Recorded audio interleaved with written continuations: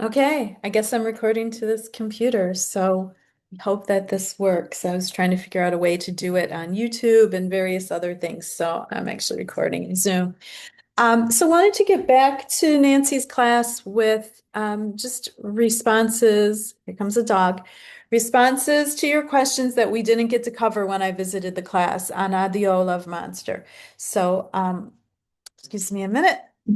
All right. Let me go ahead and pick up those questions.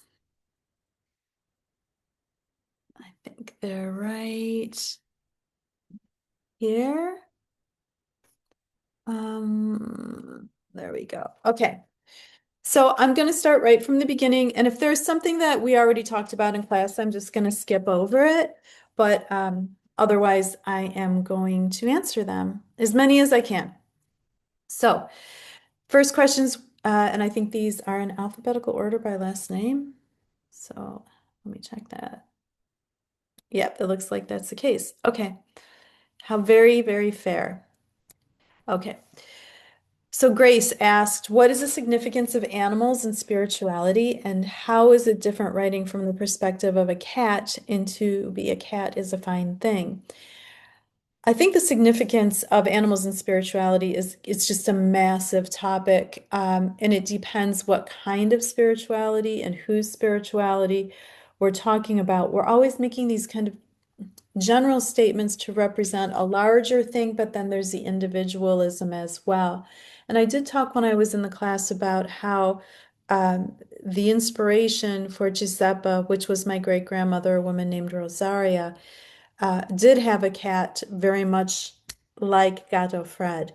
So, how does that tie in with her spirituality? Well, I mean, if we look at Striggeria, if we look at other forms of healing or forms of witchcraft, we will often see animals as companions, animals as familiars. There's that sort of thing. But there's also another part of the spirituality here, I think that's getting represented, which is just that this woman has love, but it's a survivor's love, and sometimes it's a harsh type of love. And she's able to show it to the cat in ways that are more difficult for her to show to people because she's had to develop this sort of hard shell in order to survive. So I think those things work hand in hand. It's not in either or.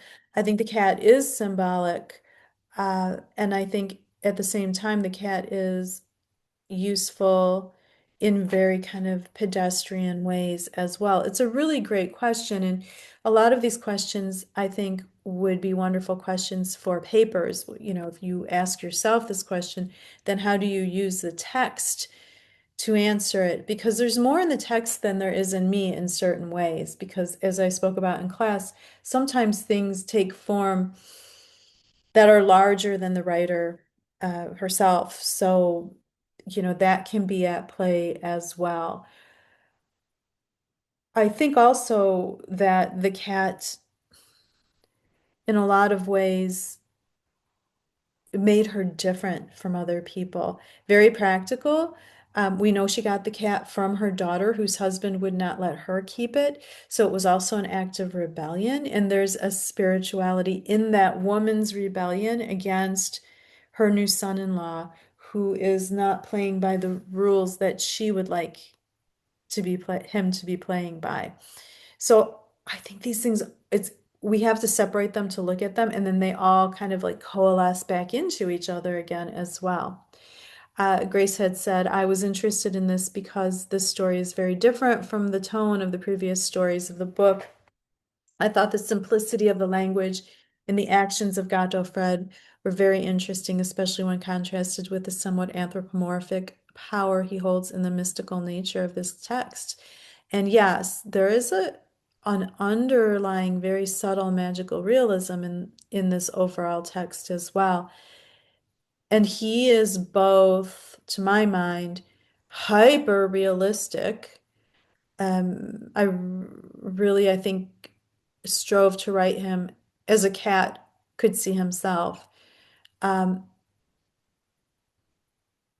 and then also anthropomorphized too.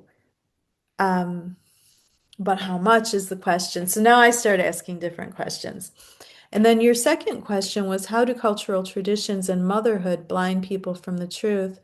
What significance does this hold cross-culturally, specifically when looking at the relationship between Lena and Nikki in A Diamond in the Rough, as well as Giuseppa's overt ignorance towards her son's abusive ways? Yeah, there's almost a triangulation in that story, and this is not an unusual triangulation during that time, and sadly, probably not during this time as well, though it would be played out with a slightly different tone in this time. But you've got a situation where you have a husband who is an abuser. He's violent. Sometimes he's wonderful. Sometimes he's violent, and that makes him violent. Um, and then you've got the wife who would really wants it to stop, but who's realizing it's never going to stop because there's too much trauma even within him and too much damage in the relationship. And then you've got the mother-in-law slash mother who only wants to make sure that her son doesn't go to jail and is also probably somewhat worried about the way that the publicity about what he's doing in the street will play on the family, I think, to a degree. So some of that I the culture that we're talking about here um, was quite patriarchal, and if there were something like that going on in the home, and in some homes it did just definitely happen, there wasn't a lot of access to any way of making it stop. And divorce was sort of unheard of at the time. And it was dangerous as well. And we know that even now, when an abused partner seeks to leave the abusive partner, that's the most dangerous time in the person who's leaving's life. Um, and that it was no different at the time, that time, and maybe even more so because divorce was unheard of. So it was a huge thing to ask for a divorce, and there was no fault divorce at that time either.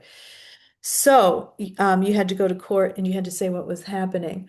Um, so I think it's the cultural traditions, and I think it is motherhood. We don't want our children to do things that are bad, and we don't want to see them as bad people. So there's a certain amount of self-delusion that was probably going on with Giuseppa. And at the same time, Giuseppa probably saw very clearly exactly what was going on, but it wasn't worth it for her to not protect her son. I think that simple ideas of this person is good and this person is bad are difficult in these spaces. The behavior was really terrible. But then if we look at Nikki's life, we can see cause and effect there as well, which does not excuse the behavior. So I think that is still with us, and I think it is with us cross-culturally more than more than maybe we would like to know. Um, but again, maybe it changes its costume, it changes its clothing, it changes the exact way it plays out. But I think those things are still in play. So Dylan's question, the appearance of cats. Yeah, I'm so glad I put that cat story in and didn't take it out.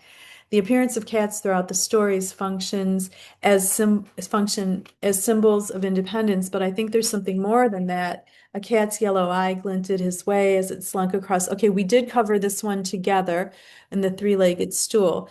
And I could give you a different answer today than I did that day. Who knows? I'm not remembering what my answer was. But he's certainly been seen by the cat, and the cat is really acting in his mind as some malevolent, but also some witnessing aspect, right? So is it that he doesn't want to be seen and the cat is infringing on his secrecy? Is that why he kind of skeeves, which is an Italian American term, um, that cat skeeves him? Uh, but is it also because he's picked up some fears of cats and perhaps even fears of cats who live with women who are outside the accepted Catholicism and are working also as healers and midwives and in Stregaria. So I think that that is all probably at work there. So I'm reading the next one from Dylan. Sometimes I notice in the stories because of thalassemia and a professional mourner's birthday party, who are beginnings of flexibility in both mothers affected by something that breaks the traditional mold. Yeah, some kind of a tragedy, right? Is the thing that makes them sort of crack the facade. And you're right, with Carla. Carla is not an aggressive or assertive person. Giuseppe is, but Carla is not. And yet her dismissal by the men in her life, which aren't many, it's really the doctor and her husband. There aren't a lot of people around her, but these authority figures dismissing her internal wisdom and her questions and not being able to save her son. Well, she is his caregiver, I think foment a certain understandable rage and futility in her. And yeah, I mean, your question here like implies that the culture they live in isn't a quote natural way of being, unquote, and can easily come apart. It's all constructed, right? I mean, our cultures are constructed and they serve purposes, and then sometimes they're at odds with the purposes of what would actually be helpful to the person. And that causes a lot of damage. And sometimes the person opts out then to some degree of the culture if the culture is doing that to them. They no longer live within that constructed nature, or they're able to pick and choose which parts of the construction work for them and which don't. Next question is Molly. The book begins and ends with the death of both in the Millefiore family.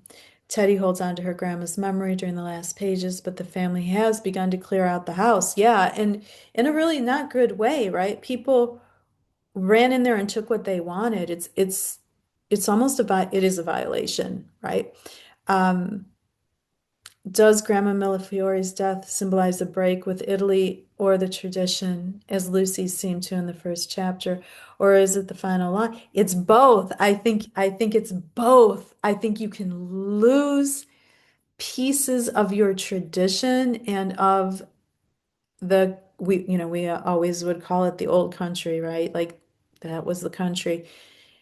It becomes more and more distant with each generation, but also there are parts of it that are somewhat unbreakable at the core.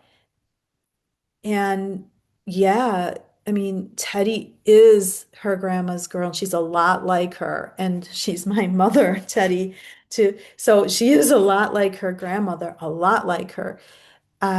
She's ingested and digested her grandmother and carries her almost as an identity within herself. And yet things have been lost and will never be the same. And I think this is one of those dichotomies, which life is full of. And then your number two question was in the chapter, not the day nothing bad happened, the neighborhood community all experienced the same lack of tragedy in a single day. This ecosystem of people is crucial to the plot, with each person's individual experiences influencing those around them. How did you decide to make the narrative follow the lives of an entire neighborhood instead of a traditional narrative which focuses on the group, a singular group of protagonists? Did the characters grow out of the setting you placed them in, or did the people come first and the setting come later? Was it difficult to flesh out each person, or did they grow and culminate as you wrote them? Yes, and yes, and yes, and yes. All those things are true. It was difficult. It also came together on its own, sometimes as if by osmosis. It was the setting and it was the characters at the same time, kind of like growing symbiotically.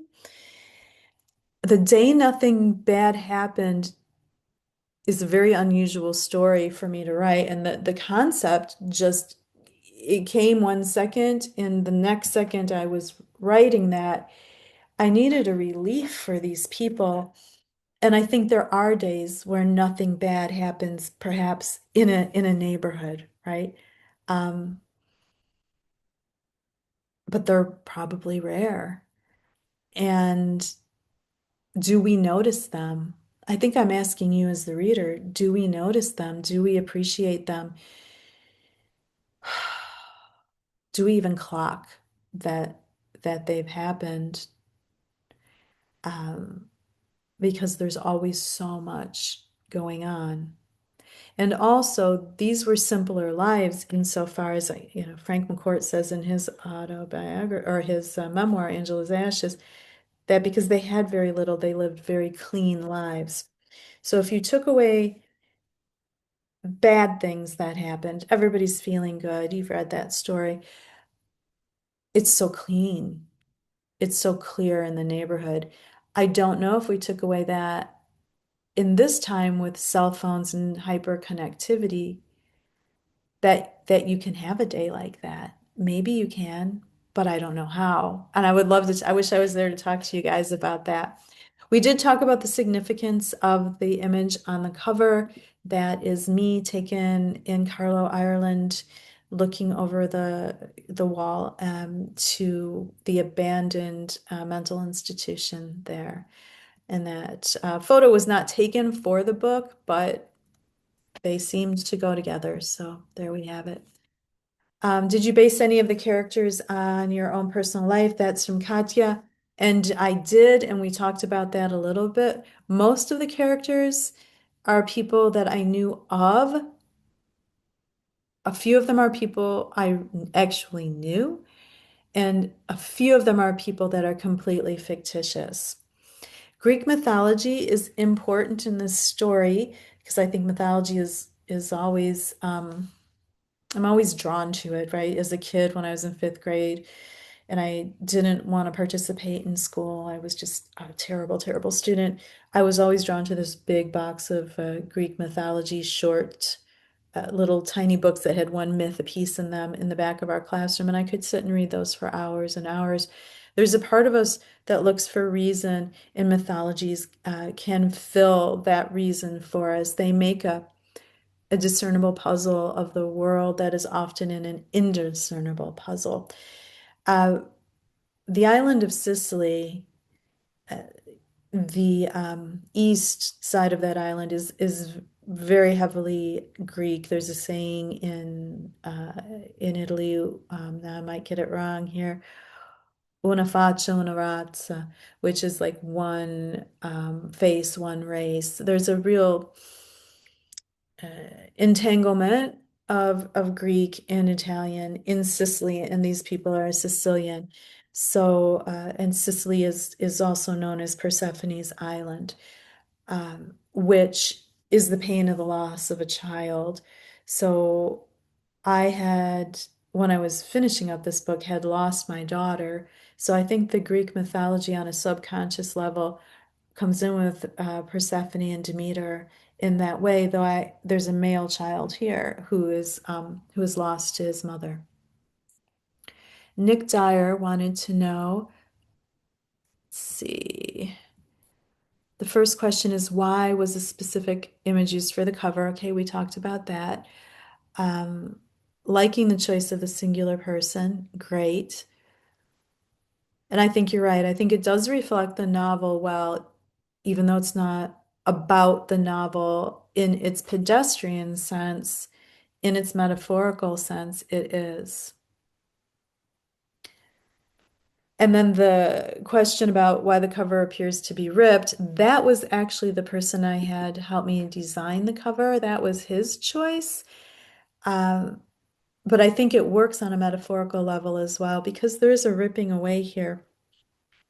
I think with immigration, there are many beautiful, beautiful things, but there's always loss. There's language loss, there's generational loss, there's a certain amount of loss of culture, of communication, sometimes between, grandparents and grandchildren, uh, because of the language loss. So I do think that the ripping away works well there. But I never really thought about it until you said it. So there you go. Second question, how did studying the evil eye influence this novel? I think one of the most striking moments in which it engages with the story is the grandmother's death.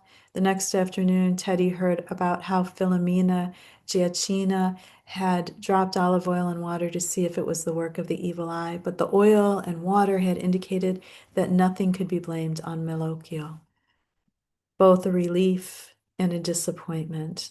For me, this scene showed a mixing of young and old practices as well as respect for the grandmother. They call both a traditional doctor and have someone check for the malocchio. I think it was important that they acknowledged its existence even though it was absent. I think in many instances, the appearance of the evil eye serves to show my connection to the past, even in a place completely new. So I was wondering what your intent was in scenes where the Malocchio appears and how it influenced the direction of the book overall. Yes, yes, exactly. I couldn't have said it better. Yeah, I think belief in the Malocchio, as well as what I would call the vernacular religion of Sicily, which includes Catholicism, but includes ancient practices that were there before Catholicism was in the area. Um, Plant medicine, Stradigaria, all of that. A woman like a woman like Giuseppa would have not had to choose one or the other. She would have used all the ingredients that were available to her. And there was a sort of wisdom there. Um, Malocchio itself is really predicated on envy, right? That someone puts their gaze on you with envy. A lot of times um, in modern parlance, we think about it as being cast on people. Oh, I'm going to put the malocchio. And that kind of happened in films and things like that. But if we really look at the history of it, it was more unintentional. It was more about someone looking at you and admiring or envying what you had, and then that the gods would become jealous and come and take it away from you. So I think that fits so well with what these immigrants, particularly first generation like Giuseppa, experienced because she left one place, came to a new place, was pretty successful. Her family thrived. She owned property. Uh, she was she became very American, even though she didn't fully learn to speak the language. She was very American. Um, in her understanding of what it was to be American. And that there's an underlying fear, I think, that that could all be taken away from you at any time. And we have to remember that the people from the southern portions of Italy, the Mezzogiorno, and the Sicilians, which are part of that, lived in a place where there was famine, there was political upheaval, there were volcanoes and earthquakes, and they were really actively looking for ways to make themselves safe and feel safe. So constantly testing and seeing if there was something bad coming at them. And I think that's why Filomeno Giacchina um, is both relieved and disappointed that it's not the Malocchio that's caused it. In a way, she didn't want Giuseppe to be able to just die of old age because Giuseppe was, the Iron Fist. And also, she really didn't want the evil eye involved because then she'd have to think about who had cast it and why it was there and all of that. So it's complicated. I think all of these are things are so, as we are, so complicated rather than simple. And then the third question was, how did you go about making the characters for the book, and were all the characters created before you started writing? And I think I spoke a little bit to this, but I had a handful of vignettes. I had one story, which was because of the thalassemia, which went out to a journal. I took those vignettes and turned them into stories. I wrote more stories. Then I had to sit and take all those stories and separate stapled packets and move them around and find the chronological order. I probably made a lot more work for myself than is necessary. It was not a streamlined process, but I really believe that streamlined processes give you streamlined books. And I really believe that difficult, cumbersome processes where you're really in there fighting with your characters and fighting for your characters give you things that are complex and where we see various themes and sub-themes butting up against each other. So I'm happy that it happened that way, though it certainly takes time and patience. And then final question was about Wales. I think I covered this too when we talked, but I had been to Wales. There's a certain mindset in Wales that I would not call Italian, but I would say that there's an affinity for thinking in similar ways, and there's an affinity in Italy. There's something there that bridges with these people that you would not necessarily think do, and it might be the landscape, it might be rural poverty areas, which is kind of where I centered mine in a set mining area in Wales. I tend to write what I'm in love with at the time. I am not good at giving myself projects that I think are going to have sales viability as their number one prerequisite. I tend to write my heart out and then see if I can find a home for it. So in some way, Wales just came onto my sea, and there it was right in the middle. Ivana asked, what inspired the idea of the love monster as the title, and how is that metaphor developed as you were crafting and designing? And we talked a little bit about this. It had a different working title. It was called um, A Professional Mourner's Birthday Party, which is the title of the first story. And I really went back and forth trying to decide. On some level, calling it Addio Love Monster has probably made some people not pick it up because it is a word in a language that some readers don't speak, and they may feel like, oh, this isn't for me. What is this? At the same time, the translation of it, the farewell in Italian, was too beautiful for me not to do. Um, and and I felt strongly by the time I was done that we really were saying goodbye to a way of living that first generation immigrants who came in the late 1800s, early 1900s, their transition, their liminal space, um, they'd gone out of the world, and their like won't be back again. Others will come, right? It's our time, but their time was specific to them. And I think that with a huge respect for the ancestors, bidding them farewell is really important. So that for me is why that title is there. Second question, we see the culmination of various stories and different characters throughout the novel that make up the created community of Mulberry Park. If you would elaborate on one more person's perspective or movement in the novel, what would it be?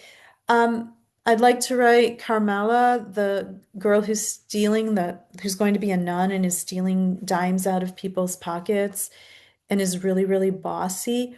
Um, she's like kind of at the top of my list, because she's breaking out of patriarchal roles without even thinking about it. Like she's not going to be held in by those. And yet, she's going to join an institution. She is going to become a nun that has very patriarchal and set rules and roles. And that gives a lot of interior conflict to her. So she's one for sure, but I've got a whole list already. So I just need the time. Throughout the novel, we hear from different perspectives in people's lives. How do they all share the theme of keeping families close and representing the metaphor of the love monster in terms of their Sicilian American roots? We hear Giuseppe's situation of controlling and maintaining her family close to one another by buying them homes near one another. I mean, really near. In fact, I was just over there. It's like 7 steps. For example, the professional mourner's birthday party chapter, we see a complex dynamic relationship between Giuseppe and Lucy.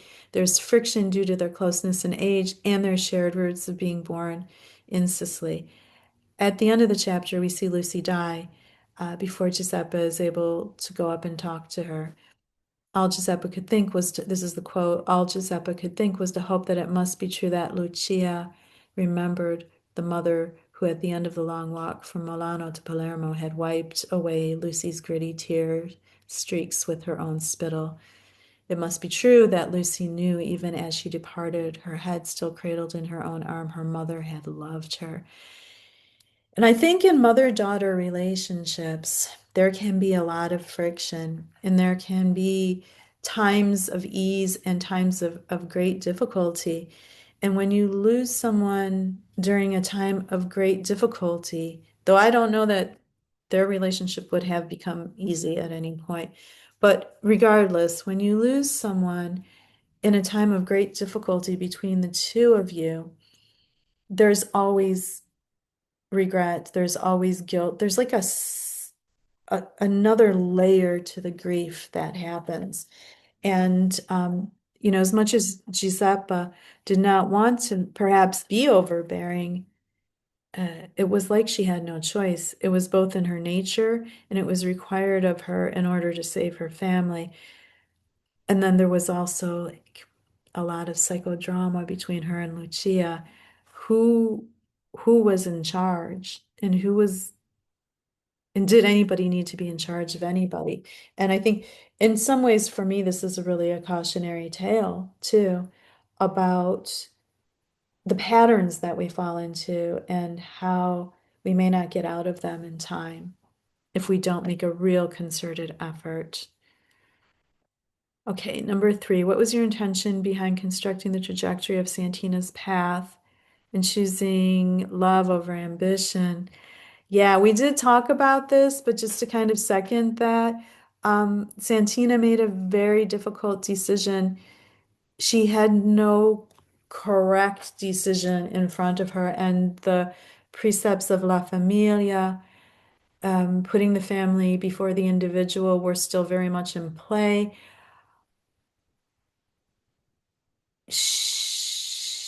That was a hard decision for her, and one she probably never came to terms with completely. Um, and the older I get, the more I find that difficult decisions are often like that. You'll never be at ease with a really, really difficult decision, in my estimation. I mean, the truly, truly heartbreaking ones. There was no winning there because her father made sure that there wouldn't be any winning, though that was not what drove him. He was driven, in my estimation, from a misguided love combined with fear, combined with cultural expectations and roles that were pre-existent to him. Fiona Hammond, in the chapter The Summer House, we see Mr. Contralto's point of view on his own life after we have him introduced in the chapter Violetta Scrubs. In Violetta Scrubs, Mr. Contralto is described as a seemingly pleasant man, whereas in The Summer House, he is described as a drinker, a gambler, and a drinker again. Was it difficult to write about different characters from 2 different perspectives?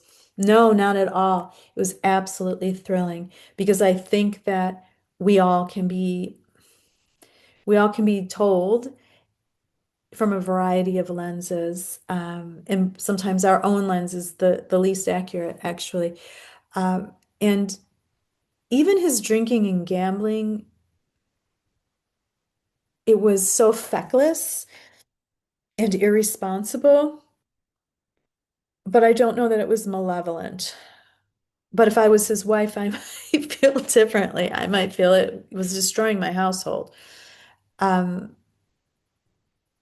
And yet he has this moment of utter decency when he helps his daughter-in-law up off the sidewalk and walks her into the house, he knows exactly what's going on with those boys, and he ends that in the most peaceful manner possible. And it makes me think about Mr. Contralto that he may actually be such a gentle being that he doesn't he doesn't know how to live in the world that he's in, and he constantly is seeking an escape from that, an escape from his household. Uh, and yet that becomes very destructive, and he daydreams like a 15-year-old about running away and getting away. And he's a complicated person struggling and not finding answers, but in a moment in which he could have made a situation worse or he could have done nothing at all, he actually is incredibly gracious and grateful. And I think that's the complexity of humans. And then three, in the chapter Addio Love Monster, Teddy is watching her sick grandmother sleep, and Morocco writes, there was really no choice now but to notice how her own nose jutted out in an angularity like grandma's, more similar than she had to admit, more than similar she had to admit, as she peered closer, just about identical. It felt traitorous being so young as Grandma lay dying. I think this is commentary, you say, on genetics and inherited features is very interesting, especially considering how Teddy went to beauty school and does hair and makeup. How was me, Morocco, considering the obsession with beauty standards, especially American ones, in tandem with the appreciation of family history and the passing down of features when writing? This is a great, great question. I could keep you on here for hours about it as I think about it. I think that the Italian, now there's obviously not one look. Italians look all different. Italian Americans, all, different people all over the place. But there were cartoons of Italians swimming across the sea with knives in their mouths, looking like rats. Um, Oftentimes, people of Italian ancestry are very strong featured. They have strong bone structure, can have a large nose is not an unusual thing. Um, and in the beauty standards of the day, which were very kind of Anglo-Saxon, blonde, tennis playing, kind of perky, pert little noses, things like that. As an Italian American, and even in my generation, you were maybe considered somewhat exotic, but oftentimes just not what the prevailing beauty standard was in the least. I mean, I remember having like hairy legs in second grade and wearing my knee socks really high to try to hide them. And in my family, you didn't get to shave your legs until you were in high school. So I was like, oh, because the other girls didn't have that. They may have been shaving their legs, but I think also I just like had dark hair. You can't tell now, but dark hair. And my family, not me, but most of them are very olive skinned. And so I watched that stuff, and I watched it with my own mother, who told me one time, I make sure that I don't get my body doesn't get to be a way I don't want it. So basically, she was living off of cigarettes and Coca-Cola in the 1970s. She said, I make sure of that because I don't like my face. I feel like I look like Kukla from Kukla, Fran, and Ali. Now you have to look up what those are because you won't know. They were puppets with like noses. When my cousins and I were small, my grandfather had a really big nose, like a Jimmy Durante, big nose. My cousins and I would walk around pushing our noses in because we didn't want to have our grandpa's nose. We loved our grandpa, but we didn't want to look like him for some reason. And it's very, very deep. And there's a cultural self-loathing that probably was at play there. So that's a really good question. And I could talk forever on that, and someone could write forever on that. Um, Olivia, on multiple occasions you reference or at least allude to mythology. For instance, Anthony Nardone talks about his love of mythology, and Santina Prosperino seems to be yes, yes. Um, And I think, yes, you're right. And we talked a little bit about mythology above, but these are very real, almost naturalistic, gritty people. But there's a mythology to Mulberry Park as well, because I'm recalling it through the stories that I heard and what I observed. But I've also made a mythology of it. So I'm pulling in that old mythology to second the mythology that we all must make when we, I mean, maybe if we're writing memoir and maybe if we are very, very truthful memoir writers, we're not making a mythology, but in fiction, we are making a mythology of it. Um, so I think that is actually an underpinning to this entire collection. And I would, I don't have more to say yet, but boy, is my mind working on that. Also, I found particularly interesting that you dedicated a full chapter to Gato Fred. Great, yes. Um, I just, I love animals, and I'm gonna sound like a third grader, but I love animals, and they are part of us. They are part of our neighborhoods and our spaces. And I'm writing memoir right now. And when I was a little kid, I lived in Maywood, Illinois, and Maywood would poison the rats once every month, and they would crawl up out of the sewers, and I would go outside and try to rescue them. Those rats are like a part of my understanding of that place. That cat is a part of the narrator's understanding of Mulberry Park, equally alive, equally fully alive as those people. Okay, number three, the character Big John talks a bit about his complex relationship with his Italian identity. Yeah, feeling like he felt like he was nothing like these people at all. This point seemed very personal, so I was wondering if it was based on your own experiences growing up. No, I never really rejected my Italian American background like he does.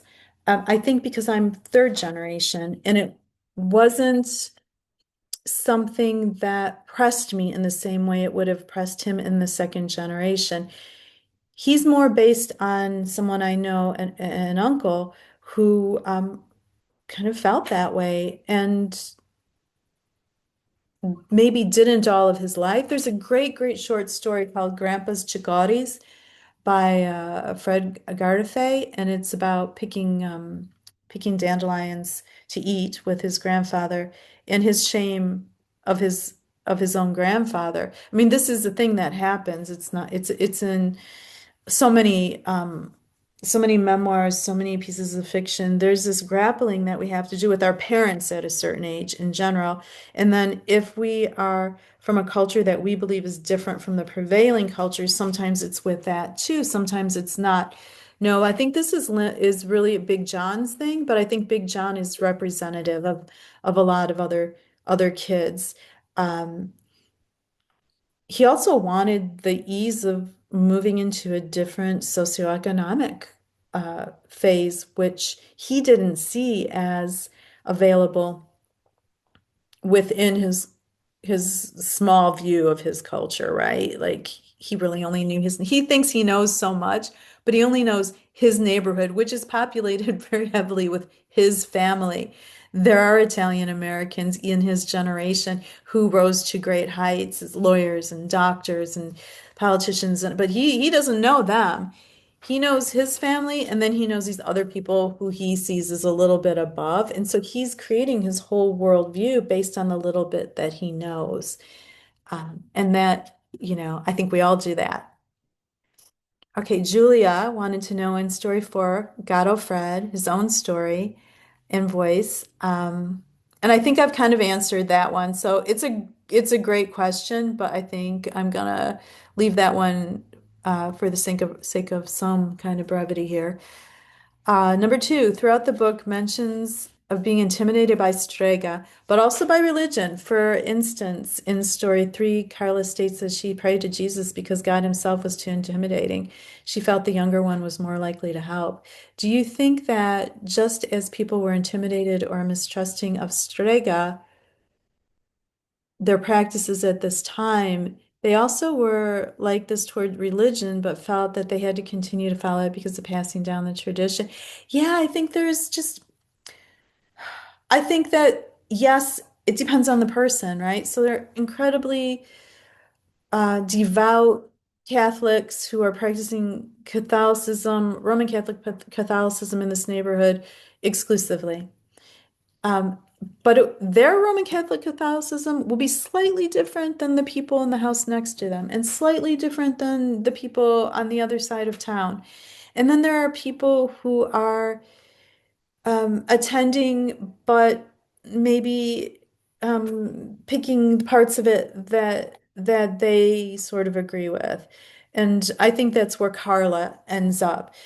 I think that with the Stregeria, um, you know, Giuseppa would have been happy enough to continue going to church and to practice her other craft because she saw really no line between those things.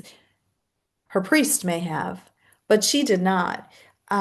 So, is that interior or exterior as well? I think it's, again, another excellent question, very complex. And I kind of want to take each character as I'm writing them on their own merits and really feel my way into what they might have felt. Now, one of the interesting things, I'm going to switch over to John, actually, who we were just talking about with the atheism.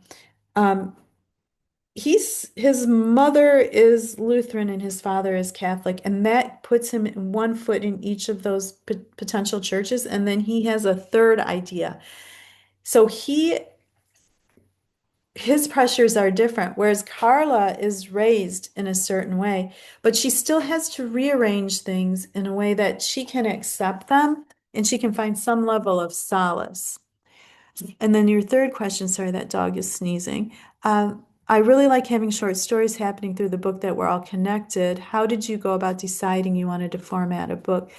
I love, and I talked about this when I met with you guys, love formatting a book in that way. I love reading books that are formatted in that way. It's called a novel and stories. And if you like them, you can find other novels and stories going back probably about a good 75 to 100 years, and probably longer than that as well. Um, it offers a lot of things. It offers character development of multiple characters, but what it also offers is a larger truth, a kind of composite truth of the people in the neighborhood because you get to see them from different perspectives. Okay, Caroline. I appreciated the portrayal of Giuseppa, especially when she reflects on her husband's death and feels a sense of relief without guilt. It made her think about when her husband died, his silly ideas and small controls had vanished with him. It wasn't that she was glad he died, she wasn't, but at the same time, she wouldn't bring him back if she could, and she didn't feel guilty about that. We don't often see relief explored as a part of grief. What drew you to examine that tension between loss and liberation? And what influenced you to include that as such a defining moment for her character? Part of what influenced me is that my mother kept telling me about her grandmother saying, I never chose him, I never wanted him, I never loved him. And that is a reality of her arranged marriage. It's not a reality of all arranged marriages, but it was a reality of hers. So I think that kind of started it. But I also think about silver linings. Terrible things can happen. We wish they would have never happened, but something comes out of it. And for her, living in such a patriarchal space where her sons were ready to jump in and take control over her, but she wasn't going to have that. For the first time in her life, there's liberty, and she can come and go as she pleases. And and she's wise enough that though she grieves, and she grieves terribly, she's also wise enough to embrace that little bit of something good that arrives at her doorstep rather than shoving that away along with the grief. And I think that this becomes very relevant in a society where we look at caregiving and we look at people in their middle ages caregiving their parents, whom they love, but who are really hard to take care of and exhausting. And then when the parent passes, there is a sense of relief. And will that relief cause guilt that destroys the person who's been relieved? Or can they take that relief along with the mourning? Um, it's a real question. And it's a real question, I think, of mental health and of contentment, and one that each person, if they lose someone, has to, to grapple with. But in her case, I think there was a lot of resentment for him as well. Number two, throughout the novel, many characters are shaped by what happens behind closed doors, like Nikki and Lena. What role do you think silence plays in either maintaining or damaging the strength of the neighborhood? Also, in what ways does Chicago as a setting shape or intensify this dynamic? I mean, Chicago has its own vibration. I think all cities and towns do. You go into them and you feel the people. Um, and Chicago is, I mean, it's a friendly city in a lot of ways, but you're talking about what goes on behind closed doors. That can be wonderful and beautiful, but there can be something awful as well. And and silence is really big here because there's the silence of the mother who is trying to protect him, doesn't want the police to know. There's the silence of the other neighbors who, for the most part, generally are not calling the police or doing anything. There's the silence of the people that Lena tries to approach for help, but there's also the silence in the last part of Nikki's story, Chris, Midnight Mass, where he's about to tell his wife where his pain is, and perhaps that would have freed him from this rage that he had. And he's just, it's going to come out. And then he swallows it back down. And that's a silence too. And, there's the silence about what's happening, but then there's also the silence that this man is carrying like a piece of coal, lump of coal in his throat that is also engendering the rage and the violence. So your idea about silence is very, very interesting. And then third, each story focuses on a very detailed individual, but together they create such a tight-knit neighborhood. Did you model any of the characters after people in your own life? What was that process? Yes, and I think I spoke to this earlier here and earlier before, but I want to add to that, that the first people who read this book, even though I did not give them the ability to change things, were my parents. And my dad sat in the chair in his recliner, he's 80, going, I know that, I know who that is, I know who that is. But I also made sure that I never transgressed. I knew a little bit about a thing that happened, but I did not, I had to invent the person and the dialogue and all of those things. So it is fictional. And also, none of my characters are saints and none of them are demons. So I think that that really helped me to build that interconnected community. Absolutely. Piper, could you go into more detail into the mother-daughter relationship in the first part of the story? Okay, Giuseppa and her oldest daughter, the mother and daughter, had they been Americani, would have been estranged because they were still Sicilian. Such a thing was impossible. How is the Italian family constructed that it makes estrangement impossible, especially in the case of mother and daughter? It just wasn't possible. I think we live in a time, if we're reading this and looking at this time behind us now, where this time you can estrange yourself from anyone if you want to. Um, you can say, I put my boundaries up and, this isn't good for me and I'm done. It was not done, or it was done so rarely that it would have been highly, highly unusual. Um, so there's a knowledge that that's not going to happen. And in some ways, that might also enable some really bad behaviors. Uh, but it would have been such a shame to this concept of la bella figura, which is, to appear beautiful, the beautiful figure. And it would have also been against the ideas of La Familia, which is that the survival of the family ensures the survival of the individual. That family must survive. And also, I think in some ways, even though these two women could have been estranged now, they did not want to be estranged. There was some level of very ferocious love between them, in particular from Giuseppe to Lucia, but Giuseppe just could not express it in a way that wasn't brutal. Number two, continuing on topic of mother and daughter relationships in the novel, what is the relationship between the oldest daughter and Giuseppe? It seems that Giuseppe treats the oldest daughter. Okay, so the oldest daughter is Lucia. Okay.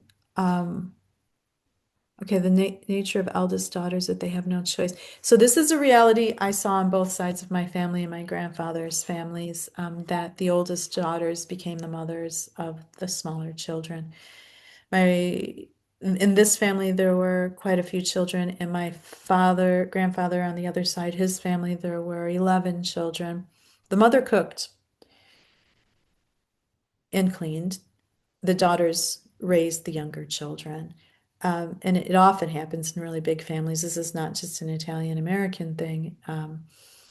You see it in families on farms. You see it in just large families. It's too much for one person. Um, But Giuseppa recognizes this and she feels sad and guilty about it, but there's no other way to do it. It's not possible for her to take care of all those children on her own. There's too much work to be done. And we have to remember too that, in that time, there's not washing machines, there's not dishwashers, there's not vacuum cleaners, there's not a lot of ease. Things have to, things take a lot of time. You're washing diapers, you're growing some of your own food, you're cooking everything, you're not eating in restaurants. And so this is what happens. Number three, within this first story, Giuseppe is described as a strega. Why is the magical realism brought into the construction of her character? We have speculated in class that it may be a symbol of power within the community or pulling on Italian traditions. Is that a correct assumption? Yeah, I think it is symbolic. It's also realistic. Um, the woman she's based on was a strega, and she did work as a midwife, and she did minister to people when they were dying. And she had a lot of power in that community because of what people believed in that particular community on that particular street. So it is magical realism and it is also hyper realism. And there was a deep distrust of doctors and institutions as well. Not in all Italian Americans, but you will find it more prevalently in the people from the southern part of the Mezzogiorno.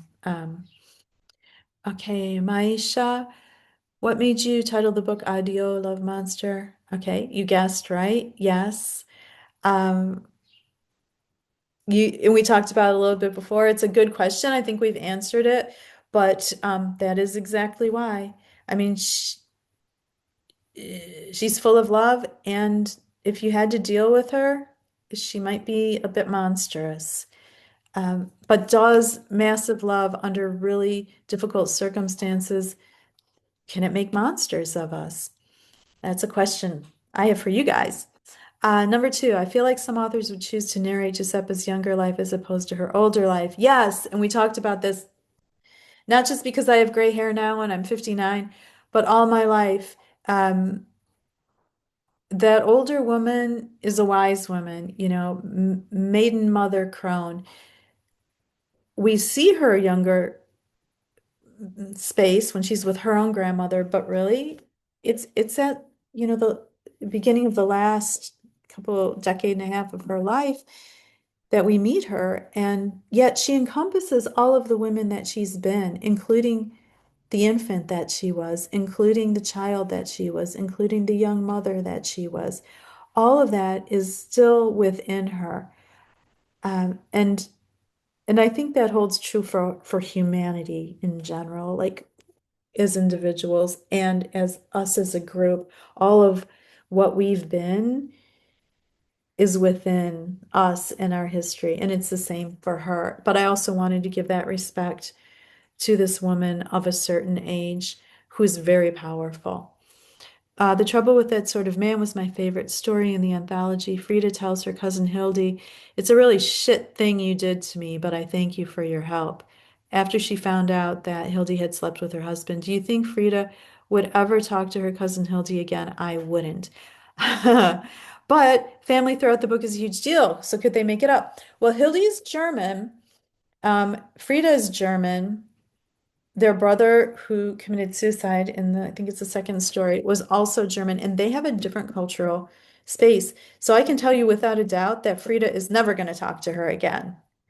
Not that they don't hold family important, but they do have the ability to excommunicate each other from their families.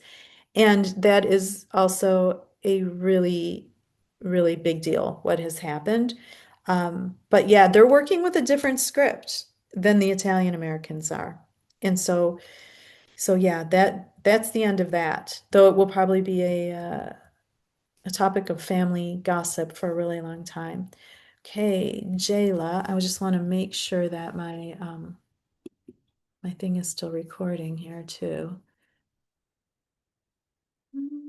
Yes. Okay. If you guys watch this, you're very, very good students. Um, okay, lost it. Let's go back to Chrome. Okay. I think we left off at Jayla. Lena is a domestic abuse victim. She goes to the gyno and plans on telling her doctor that she is being abused. However, as events unfold, she is advised by Nurse Carol to get a divorce as soon as the children are grown. Why did you decide to write her fate this way, to be stuck in a loveless cycle of abuse with children until they grow older? Do you intend to think about this? Did you intend to think about this? Yeah, it's that way because it's what happened a lot. And I think for me, that's the heartbreak of that is what I wanted to get on the page. Now, why did I want to get the heartbreak of that on the page? Because I think that is a real historical way that women used to have to think. And I fear that that in some ways um, maybe getting worse rather than better. And I don't know if I was thinking about that when I wrote it, but I'm thinking about that now. Um, she's not willing to leave her children. She can't take her children with her. This is the deal with the double that she sort of has to make. And we talked a little bit before about tragedy with relief. It's tragic that she's lost that pregnancy. There's got to also be a level of relief there because the clock was about to restart on how much longer she needed to stay. This is number 2. Characterization of Gato Fred is quite interesting, because I'm losing my voice here. He assumes the role of a natural cat, which he follows his women around and maintains the spiritual integrity of the shop. What made you write him from the POV of the cat? Was it hard tapping into the non-human's POV? No, it took about 5 minutes. I decided I did not want a cat that sounded like a human. And I did not want to speak in his voice, so I'm speaking the narrator's voice. But I tried to make him as actual catty as I could make him. I wanted to make you be able to smell his cat smell on the page. Um, and I really like the way he came out. So when I read that story, I enjoy that story because of how close to the bone of the cat I think it gets. Number 3, Mrs. Contralto's judgment is felt by the neighborhood kids. She believes that the boys are up to no good, especially the Sullivan boys, and often has concerns about the girls being properly clothed. Good catch. However, it is revealed that her husband has a porn addiction. Being that Mrs. Contralto is a conservative woman, I want to know who inspired this character. Is she reminiscent of Housewives of Powerful Men? Did you intend to write Mr. Contralto as a complicated man with a secret fetish, or is he meant to be consumed as someone who's a projector of misogyny and also found his intellectual equal whom he subjugates? I think that Mr. Contralto is a pretty simple guy. He would like to get away from his wife. He finds her overbearing. Does she ever find the magazines that she's looking for. I mean, she's certainly looking for them. I think too, the term porn addiction is something that we wrestle with now because pornography is so ultra available, and there are real concerns about violent pornography and the rise of this. And, it's a different setting. So he would have had, at best, some kind of black and whitish magazines in that era.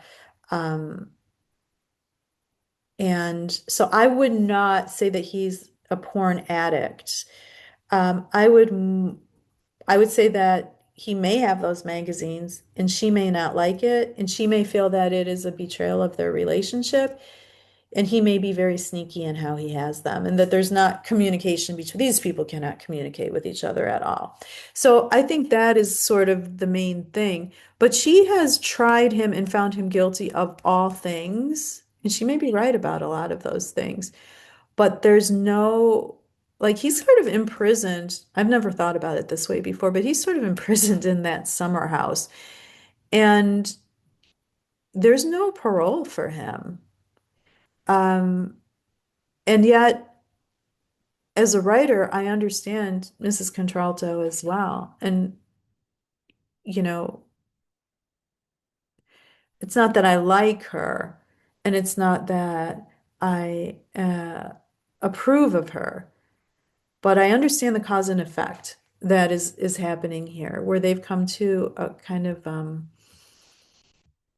a space where they cannot find the peace between them. It's gone too far down the road in a lot of ways, and yet they are still together and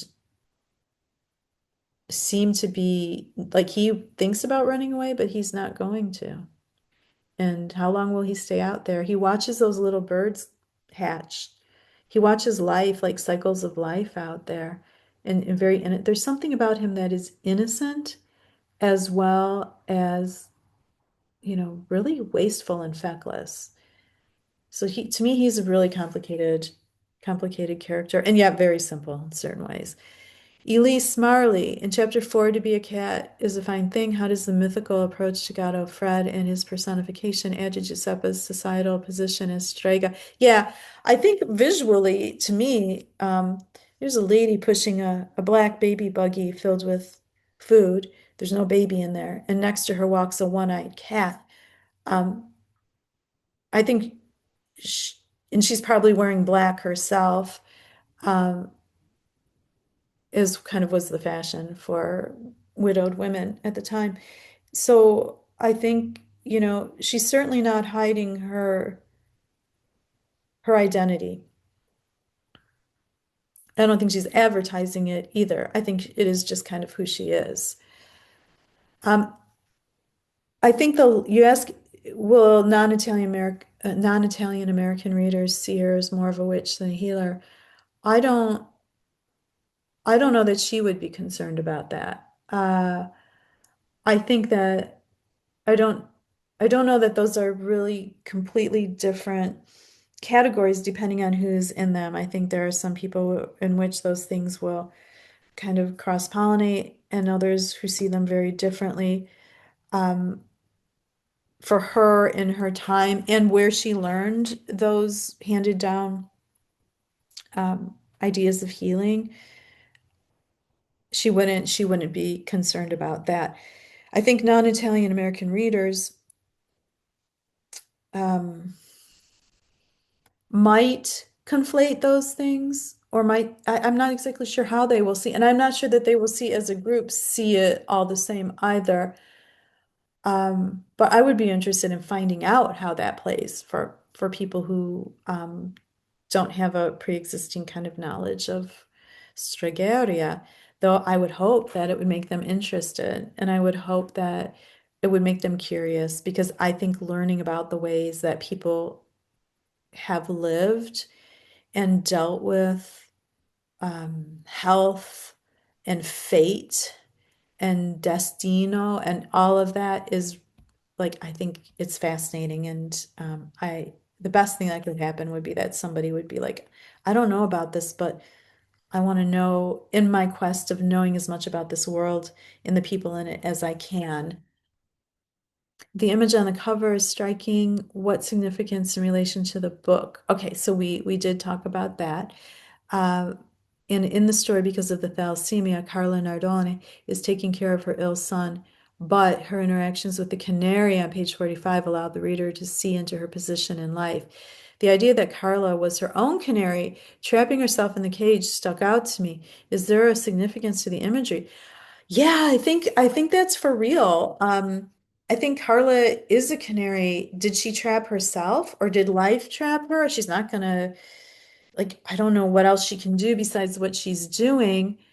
Um, she's kind of snappy. I like the way her heels click on the floor. I like the way that she's very positive with her son as much as she can. And she really tries to understand him where he is as he's going through what he's going through, but not just his disease, but to understand who he is, his love of mythology, for instance, and her connection to that through the island of Sicily that she comes from. Um, I'm not sure about assuming the American Anglo-Saxon lifestyle. I probably would have to think more about that, but there could definitely be something there. Also, that canary is the splash of color and life in that kitchen. And I think it keeps her going too. And I'm also thinking now about Trifles, which is a play. It's got another name as well. What is it called? Anyway, um, it's got a canary that figures prominently. And I certainly was not thinking about that when I wrote this. But boy, would I love to write a paper in the different ways that these birds might be being used. Just, it would be really interesting. So I'm just going to leave that breadcrumb there. Allie, I found myself reading the book primarily within the context and framing of the first story of Giuseppa.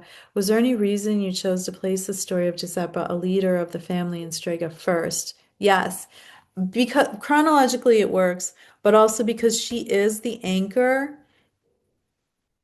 She's the glue that holds that family together until she's not there anymore, and the family will disperse and change when she's gone. So I think it has to begin with her.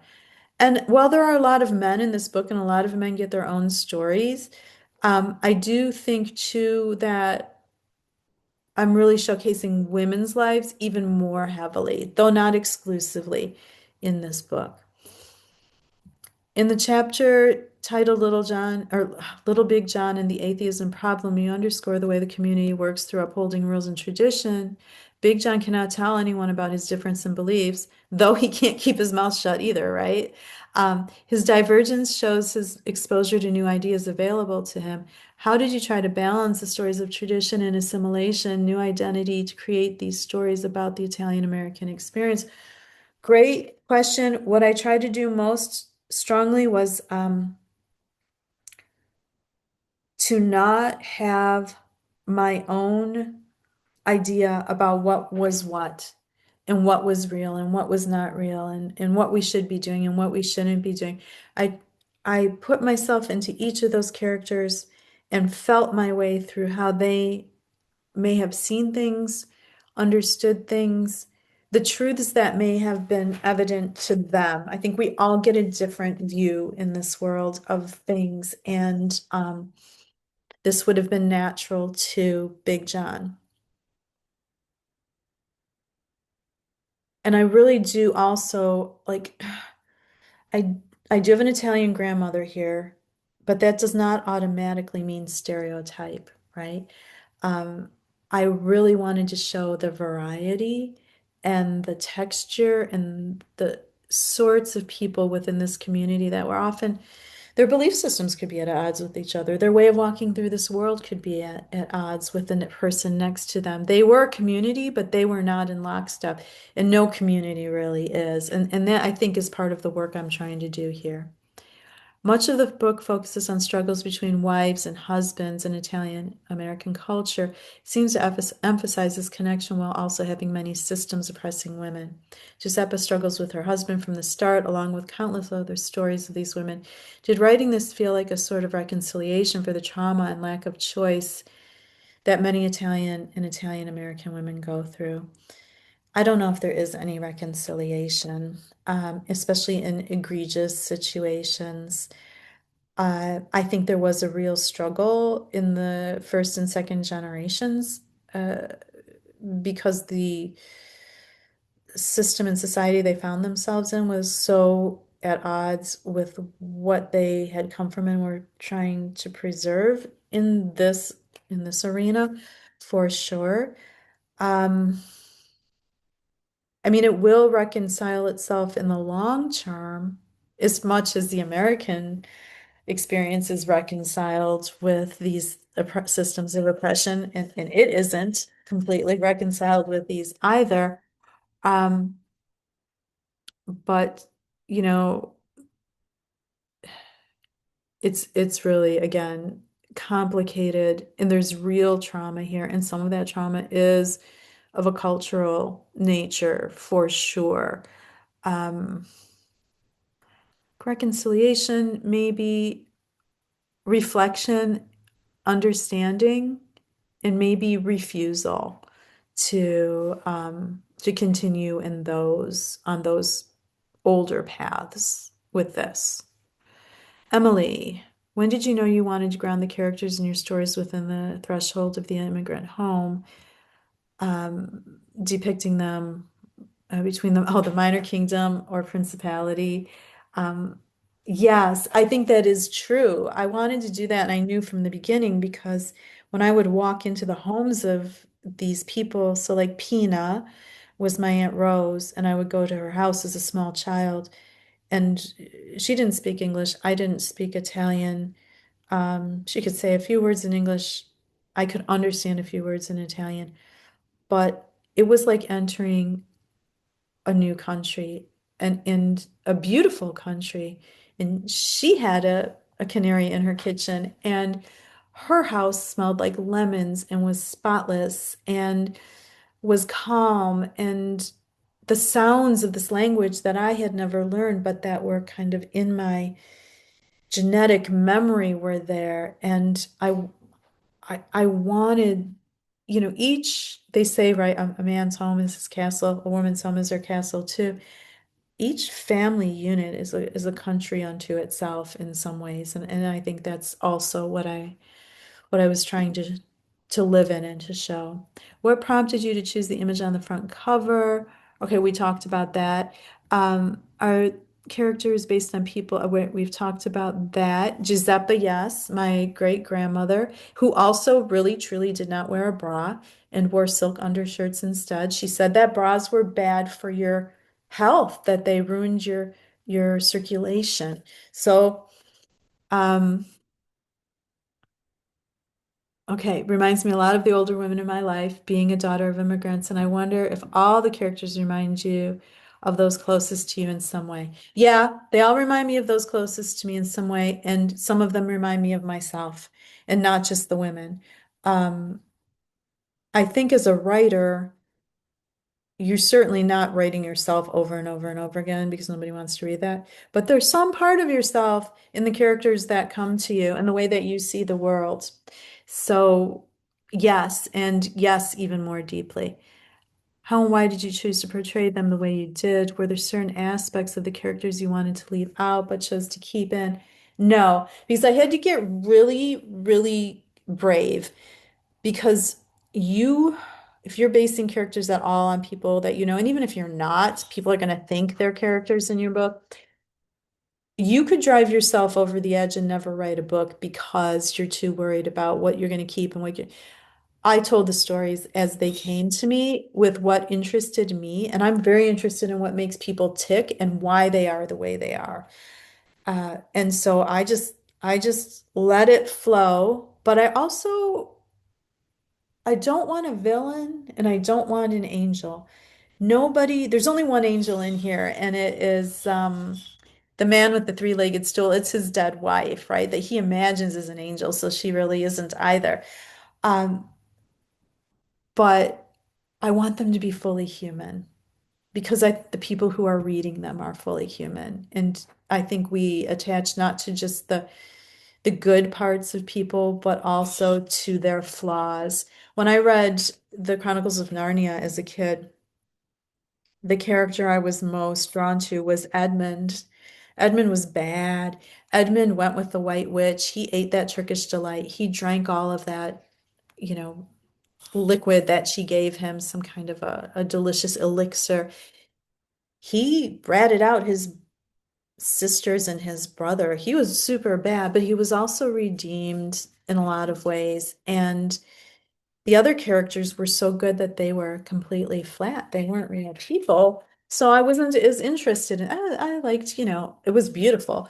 But Edmund, I mean, Edmund was the one to really think about.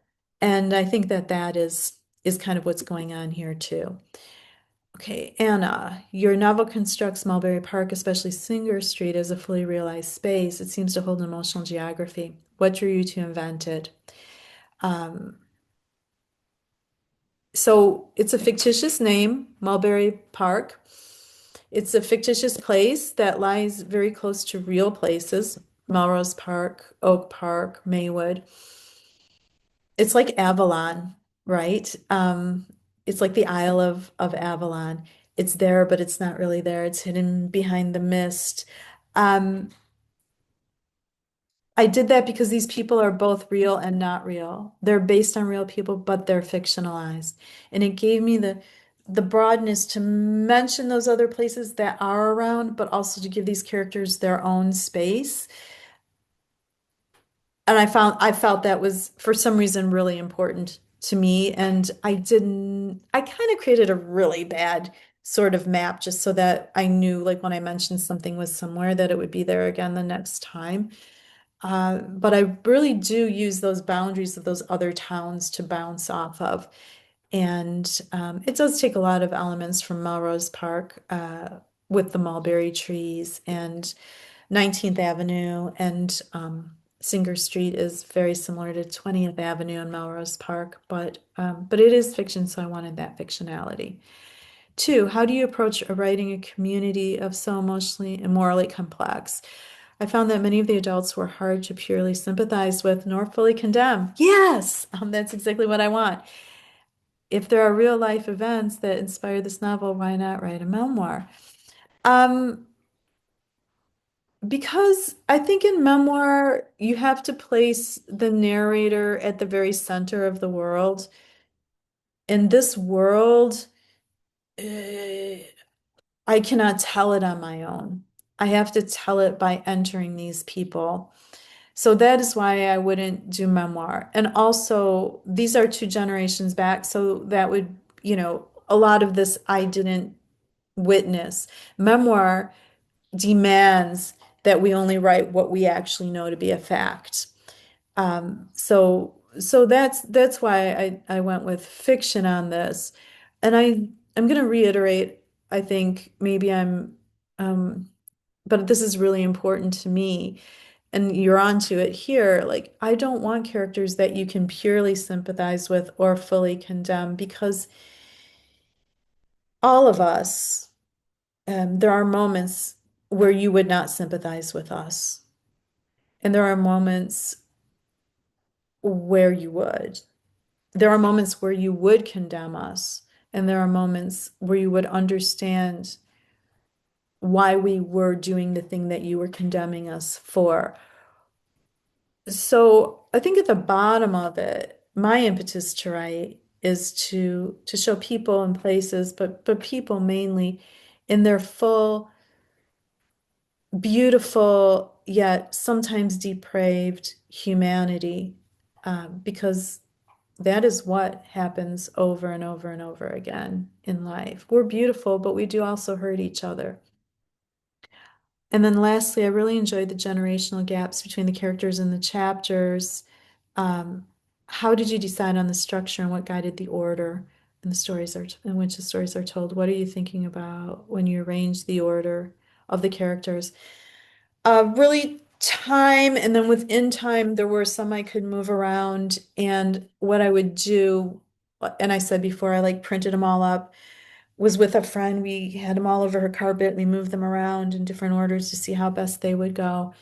Um, but also the tone of one story leading into the next. So as long as it worked chronologically, I might want a story that was a little bit like lighter than to take you into another story. Or like I might want the story of the grandmother and then the story of the German married in part of the family to give you a slightly different look at something else, right? So it's kind of like if you were Pink Floyd doing Dark Side of the Moon, or you were conducting, writing a symphony orchestra, you want the variation as well. You want to take your reader through a landscape that changes, and yet that they come out of with a complete understanding of the people within that landscape. So that was my thought process on it. There could have been other stories in between, but it would have been too much. So then there also are people that I started to write who aren't in there. They may be in another story, I mean, in another book, but they may not, because it depends on where the second volume picks up. But yeah, they certainly did not come out in the order in which they ended up. So that was a big part of I wouldn't call it editing, but the constructional phase of revision. And I think, is that it? Or am I done with these? Yes. No. Okay, shy. Death of the oldest daughter, Lucy. We talked about this in the class, so I'm going to skip that one. That was an excellent question. Yes, buying houses was an act of resistance. It was also, so you asked, did you see the act of buying houses in the suburbs as an act of resistance?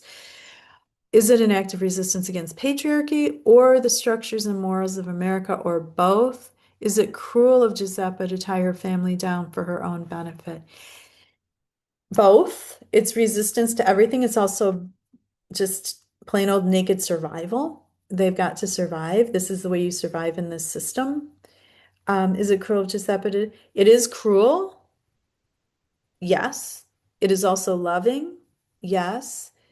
Um, is it for her own benefit? Yes. Is it for their benefit? Yes, also. Is it painful to all of them? Yes, also. So I think it's all of that. Is making the choice selfish? Does it make does that make it an American choice? Well, I don't know, because it's a choice made for the family. So it's about family survival. So in that way, I don't like it fits into both Italian and maybe American paradigms. Is it the American dream? I think that's filtering through there kind of, but yet it's not done in the usual way.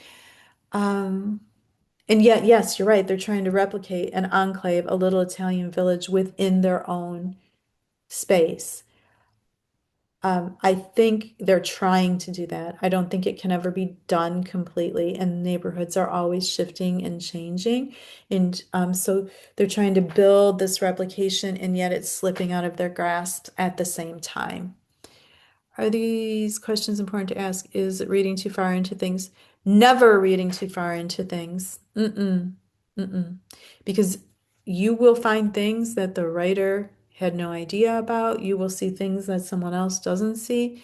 And as we discuss these things, it's not that we say yes or no, it's that it makes us ask really important questions about what does it mean to be human? What does it mean to make certain acts, to do certain things?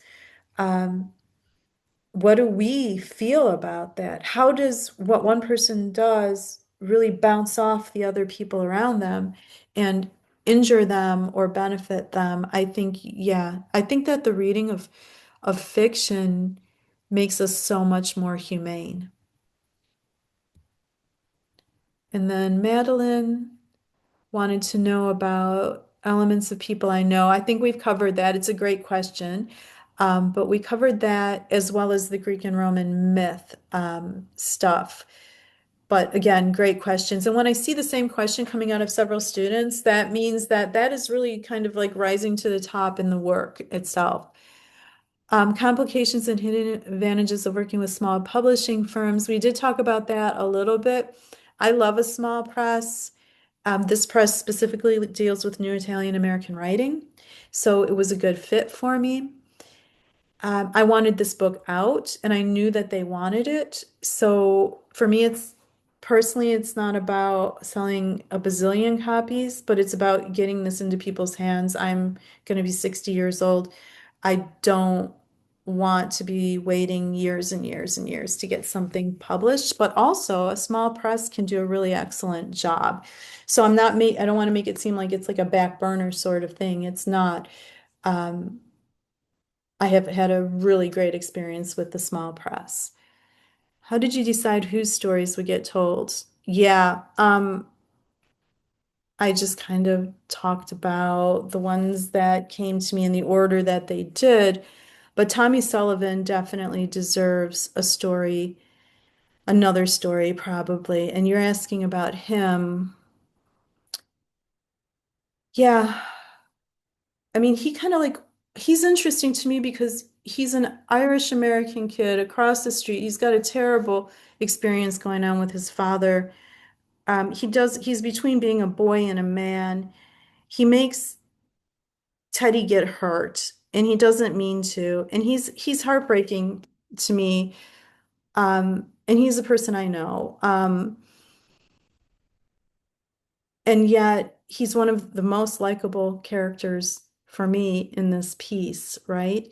But he also shows where the Italian neighbors really protect him as well. I mean, they hold him accountable, but they protect him from his father because they understand what's going on there. Now, they don't protect Lena in the same way they protect him, which is also interesting. Significance of magic that seems to permeate the neighborhood. Um, Including Reinhold and his visions of the past. Yeah, I think that, hmm, for some people, that kind of permeability between the veil of reality and magic is sort of always there. And I'm a person for whom sometimes that's the case. So I think that's part of why it's there. But also knowing what I know about these two people, I think that it was there for them as well. And at the risk of being super long, just talking to Jan Beatty, who wrote a wonderful memoir called American Bastard, and about how she had been born in an institution and she can't have remembered the white metal cots that were in there. But when she researched it, she saw the cots that were in her memory. So, how much do we remember from when we were tiny? How much epigenetic memory do we have? It's a conversation that I think deserves to be had. Intersection of religion and culture, yes, for sure, with the Strega. Italian families were often extremely religious, yet Big John proclaims his atheism to Giuseppa, and Giuseppa herself doesn't seem entirely religious either. Is she? Is she not? Yeah, I don't know. She's practical. What aspect of Italian culture does this reflect? And I think is if it's not supposed to be a larger conversation about religion, it is a larger conversation about religion in a certain way. Um, But I think it's really about these characters too. The practicality of Giuseppa says that, well, in a way, what she's saying is that it's faith, not logic, right? Like you don't have, like we all know it's not real, but God doesn't like it. Um, she's at peace with the mystery or the way that things don't fit neatly in, the non-provability of things. And he's not. He's perplexed by that. Also, like he does tell her, but she kind of drags it out of him as well. She kind of like bullies him into telling her. Um, and yet, he kind of like is pushing away from his Italian Americanness. And at the same time, he's sitting on his grandma's porch telling her his deepest secrets. So I cannot answer. I have big, heartfelt questions about about that, I think it's very real in the way that it happens. But what does it mean? What does it mean for Big John? What does it mean for Giuseppe? What does it mean for the community? What does it mean about Italian Americans in general? What does it mean about the reader and how the reader sees that as well? Because I think that that chapter gets read very differently by different people. Ricky Thomas, how does the flowing and ebbing use of time in Addio Love Monster hint at deeper themes? It's time is everything and time is nothing. Time is what destroys in the end. I mean, time is it just epitomes of old age. Time destroys in the neighborhood.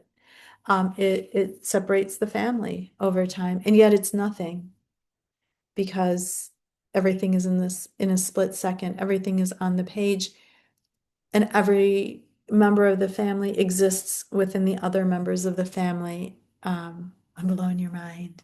But I think there's some reality to that, and I think the older I get, the more and less time means to me. The structure of this novel provides support to show more four-dimensional portraits of various women characters by using them in different points in their lives. Interesting. I think yes, and I really didn't think about that. But yeah, Giuseppa she's an elder matriarch, and yet, Big Enrico is interested, right? She's not relegated to, like, at least in his eyes and her eyes, she is vibrant and he is taken fully on as the peeping Tom too, not as just some like doddering old man, but he's threatening enough to her that she slams him as well. So yeah, I think they are four-dimensional. All right, Gato Fred. In the interest of time, I'm going to skip the Gato Fred, but you guys all like Gato Fred a lot. Rory, is Giuseppe inspired by a woman in your family or by someone you knew? Her presence is so central to the story. Yeah, she represents the matriarchy within a patriarchy. Absolutely. She represents my great grandmother. She represents a woman of a certain time who, again, like we will not see those particular women again. Santina is a fascinating character. Yes, she gives up so much. Um, how do you think she represents the idea of sacrifice? And we talked about this a little when I visited, but she certainly does. She sacrifices and then she tries to be happy with her sacrifice, but she can never be fully content with it. We will all sacrifice things in this life. At the time and the space that she lived, she didn't have the same ability to maybe say no to that sacrifice or didn't feel she did. But sacrifices are made on a daily basis. And I think people have to make some, but which ones we make have a big impact, a ripple effect. And what we're seeing there, I think, is definitely the ripple effect. But also, I think that the readers carry the rage for Santina. I feel like the readers become really, really angry and frustrated and heartbroken about what had to happen or what did happen, maybe even more than Santina. And then the last question of all, I found Gato Fred's story very charming as a reader. What made you decide to give him a story from his perspective? And I think I told you guys this before. I was told to leave that story out. I was told by a couple people that it would disrupt the book, and ignored them. And I put it in. I think we needed the relief. I think we needed to come from a body other than human for a moment. And again, I think he was a full-fledged part of that community. And partly he made Giuseppe who she was, and she certainly made him who he was. So that's why he's there. And I encourage, I think, a broader understanding of our communities as including all of the people that we live with, but also the other living creatures that are, walking past us in the night with their yellow eyes glowing. So that should answer all questions. I know this has gone on a long time, but I promised and I did it. So And I've been in my garden, so I look like I do. So you guys have a wonderful rest of your semester. You're brilliant. Such wonderful questions. It was my pleasure to do this.